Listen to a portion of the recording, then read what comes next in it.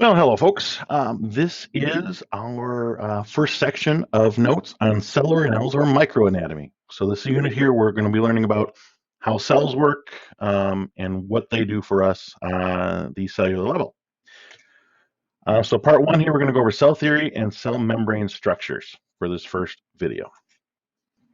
So first off, the cell is the basic structural and functional unit of life. That's the first tenet of cell theory, which is why we have to study. If we're going to understand how the human body works, we need to intimately understand how things work at the cellular level, what the organelles do, the different cellular structures, how they interact, because that's going to come together to allow us to understand how the tissues work in the next unit, and then how the organs and systems work in the remaining units. It all comes back to the cellular level. Everything that's happening, both chemically and physical movement, is happening at the cellular level in all the systems. All cells come from other living cells. That's another tenet of cell theory, and that comes into play when we're talking about how we heal. How do we grow? How do we develop? How do we heal wounds? How do we replace cells that are damaged or lost? Comes from how I do that. All right, and how our organs and tissues function depends intimately on how our cells function. You got to forgive me as I'm playing around with this video here, guys.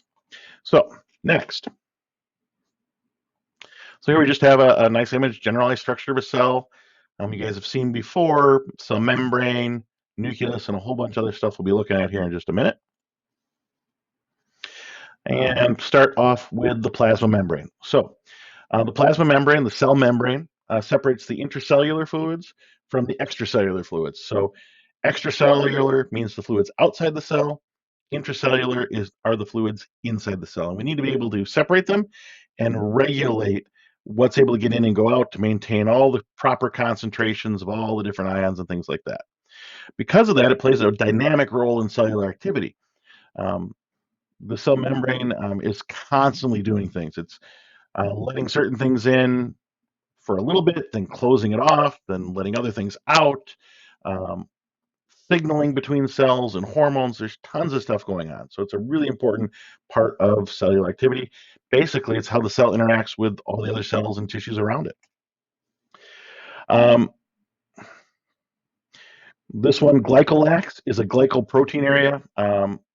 Basically, it's an antigen. It's how cells know they belong in the body. If our immune system fights off things that have the wrong antigens on them and tries to kill them, but not things that have the right antigens. That's how our body knows that that cell belongs to us. It's a little, yes, I am a Hamele cell flag there. And it is a glycoprotein. Basically, that means it is a protein covered with sugar.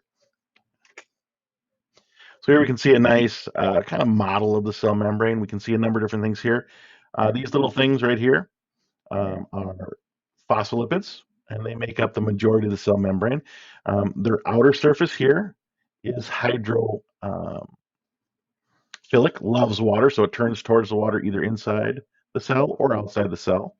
And then the tails are lipids, and they repel water. They're hydrophobic. They hate water, so they turn towards each other. And that just causes them to naturally make a two-layered cell membrane that forms a sphere, because that has no edges. All of the hydrophilic parts can touch water, and none of the hydrophobic parts have to. So that is a naturally occurring way for cell membranes to form. Even without life, those molecules will form that shape. And then we can see a whole bunch of proteins embedded in there, and these are the things that are kind of regulating what goes in and out of the cell. To a large part, we'll talk about in the next section of the unit. And then we can see some of these antigens on the surface for signaling and other things of that nature. So, what are some of the things those cell membranes do? Well, they can do transport. As we see up here, they can allow things through, like a little protein channel there, to let bigger molecules through, or they can even use energy to force things in or out of the cell. That's what ATP is, adenosine triphosphate. It's our major energy producing molecule. And then we have enzymatic activity. So most enzymes are focused here in membranes to kind of keep them together and keep them concentrated so that different chemical reactions happen in different parts of the cell, because the enzymes regulate and speed up the various reactions. And by making sure they're in certain spots, you can make different spots do different things. Here we've got an example of how hormonal work for signal motion. We got a hormone here bonding with the outer shape of the protein. And if you remember from biology, that shape of the protein is what allows it to do its job. So it's got just the right shape to bind with that hormone, and then it causes that protein to do something that changes how the cell behaves.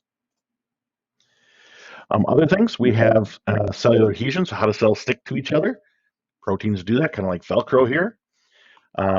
Cell recognition, we talked about, like if this is a white blood cell and this is, say, a liver cell, the white blood cell's got things on the surface that can match up with those antigens there in green and say, yes, this cell belongs here, or no, it doesn't.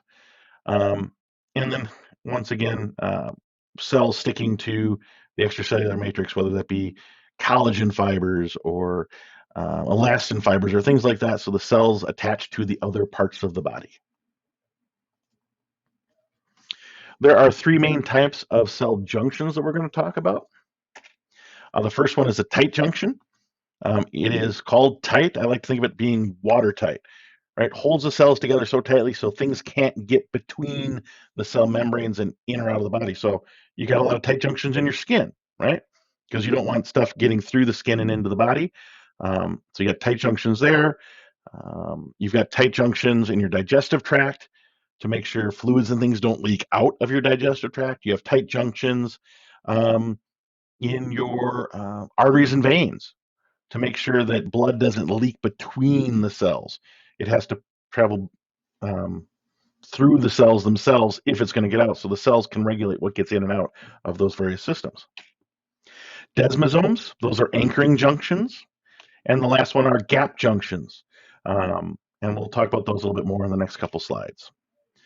So in this slide here, we can see tight junctions. Here's one cell, here's another cell, and we can see those tight junctions right there, all lined up. Over here, you can see them a little bit blown up, and they basically hold those cells together so tight that fluids can't pass between the cell. Any things that want to go from one side of that membrane to another have to be allowed through by the cell membrane. Okay? So basically think of it being watertight. A desmosome, these really hold the cells together so they can't get pulled apart. You can kind of look here. They look like hook and loop, like Velcro. They actually loop around each other so that the cells can't pull themselves apart. And on the inside, they're hooked up to these other fibers, which we'll talk about later, called the cytoskeleton. So it keeps cells from ripping apart. We also have a lot of those in our skin. You don't want to just brush against your skin and have it fall apart on you. It's got to be tough. And that's why we can make leather out of animal skins, because they've got lots of those desmosomes in them. You also have them in your muscles, right? You make a muscle. You don't want the muscle pulling itself apart when you're flexing. You don't want it to rip itself apart. So we got a lot of desmosomes connecting the different muscle cells together. Last type are gap junctions. And these allow cells to communicate with each other, basically, or move materials directly from one cell to the other. Normally, if you want to get stuff from one cell to another cell, it's got to diffuse through the phospholipid membranes, then through the intercellular space, then through the next membrane to get to the other cell. If you've got cells that need to communicate rapidly or share materials easily, you actually make these little protein channels in both membranes that line up, and now materials can flow right from one straight into the other. So those are what gap junctions are. They form a gap between the cells so things can flow. And that is the end of part 1.